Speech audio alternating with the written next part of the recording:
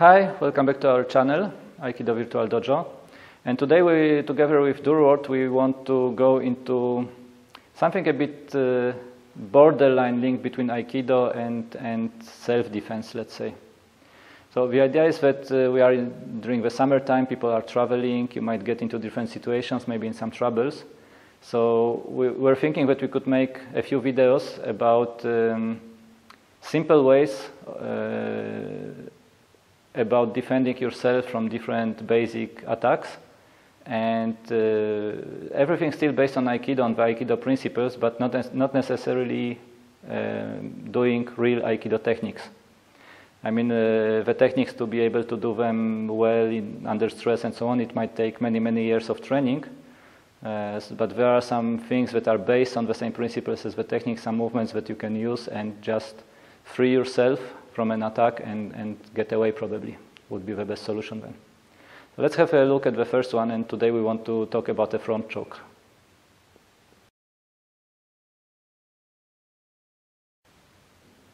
Okay, so before we get into this more spontaneous and Aikido-based ways of dealing with a front choke, let's start first of all with the front choke itself, and then also with a basic Aikido technique that you could use in the situation that would be the really standard, like a basic form. Okay? So if Durward is choking me, the first thing is, the problem is not really cutting off the air here, but the real problem of the front choke with both hands is cutting off the blood going into your brain. And this is actually takes a few seconds of not having the blood flowing to the brain to pass out. So the main risk when you're being choked is that you don't have much time to react. You have to do something quickly, because if you don't do something quickly, you will just pass out, and then the attacker can do whatever he wants.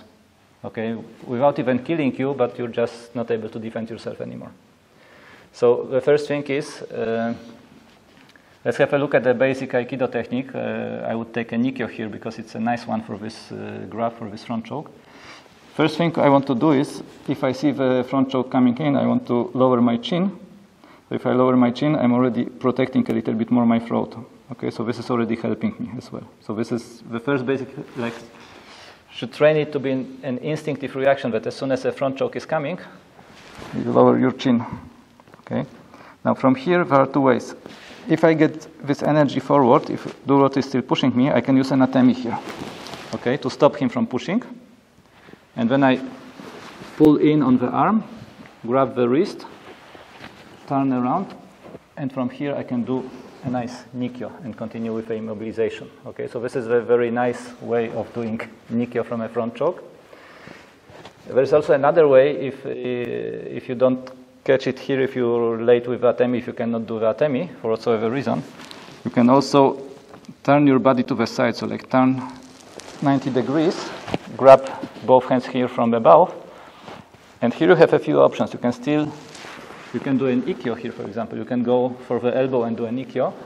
You can still do an Ikkyo from here, so sorry, it's above. So you can still come back, create these angles on the elbow and the wrist, and go into a Ikkyo again. Okay, so there are at least two ways, nice ways of doing Ikkyo, and with this turning the body by 90 degrees, here, it's actually already frees up your throat, so you're already not choked anymore. You have control of both arms of the attacker, so he cannot do much more. He can maybe go for some kicks or whatever, but you start getting control of the situation. So let's take a look at maybe some other ways to deal with a front choke. And so, as Marcin had said before, being responsive is pretty important. You want to just allow something to happen. You want to move. You want to react. You want to, even almost be a bit, responsive beforehand if you can. So even as Marcin had said, if you're able and you're present enough to see this coming, just being able to close that chin off and reach in is actually already a very good response. Now, if you're a little bit too late for that, he's already moving in. You're already there. Okay, and if you can close the chin, that's great. And as Marcin had shown with the technique, he's occupied with the hands here. And often we're trying to move this around, trying to get this away from us, but because this is the point where we feel the most threat. But this is coming from the other person. So one option then is to, instead of dealing with this, which might be very difficult because he could be very strong, is to deal with him here. And so in whatever fashion possible, whatever way possible, I have a couple of free hands. I can try and move around, step in, move my body, if I have the possibility to move my body. Okay? So one thing is to reach out. The other thing also is just move your body, right? Just move the body around. If you have that ability or that option in space, make that a possibility. So you want to start to just think outside of just what's happening in the choke. Okay? One last thing that is possible is to actually take the choke itself. So as Marcin had mentioned too, as soon as it comes in, one reaction here is to close in the chin. And this is actually quite helpful for two reasons. One, it blocks the surface area where the choke can happen. Okay? It closes off the neck. But also, I can trap his fingers, right? And actually I bring him in. And if I can trap his fingers, it can actually even kind of catch his hand, right? And if I can catch his hand, then even that, if I can't get the choke away from me, even just holding him close, it'll loosen up the grip and I can start to move. Okay, so catching his hands in the chin is another interesting way to do it, if there's a possibility.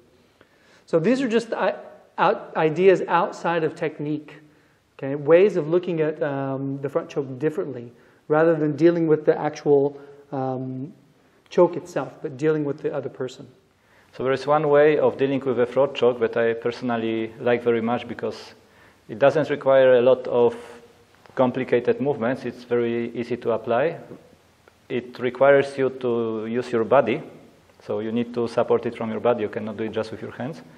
It has to be the movement of the whole body, but it's quite efficient, and it's a really nice way of doing it, and it's based a little bit on the kokyunage techniques, right? So it's something between, it's not between, it's simply based on the kokyunage technique, right? So if Durward is choking me here, I will simply grab his elbow from underneath, but the cross elbow. So I'm grabbing with my right hand his right elbow, or with my left hand his left elbow. Okay, so I will do it towards the camera here. So I grab it here, I hook with the fingers, I turn my shoulders when I do it a little bit, and then from my base, from the whole body, I will pull down his elbow and turn around at the same time. So as you can see, this is turning his body to the side and taking his balance already a little bit. And as I'm doing it here, so I grab, I take, as I'm doing it, I extend my other hand in front of his head, his face, under his chin, and here I can do a kokyunage. Okay, and it's a very easy kokyunage, very easy to do because the attacker is already out of balance at this point. Another advantage, or another two advantages maybe of this movement are that, let's say with a classical Nikyo, when I turn around here, I need the space to turn around. I need some space behind me. If I'm if I'm pushed against a wall, against a tree, against a fence or something like this, where the attacker is choking me against something, pushing me against something, I don't have the space to turn, okay? But I can still do this, work my way out of this way, okay? And the second big advantage is that the front choke doesn't always come with both hands. It might be someone attacking you with one hand, maybe trying to strike you. So if Durward does this, if he attacks me with, maybe attack me with the right, so I can show it, sorry, towards the camera. So if he attacks me with the right, I turn around to grab it, I'm open to his strike with the other hand, right? But if I use the elbow, I'm actually turning his other shoulder away from me, so he doesn't really have the power to strike me from that place. Okay, so there are a few nice advantages. And this is why, I mean, yes, of course, basic thing is you start moving, you start trying to get out of it, but not focusing on the choke, because if it's strong, you will not be able to release it. at least within the few seconds that you have to react before you pass out.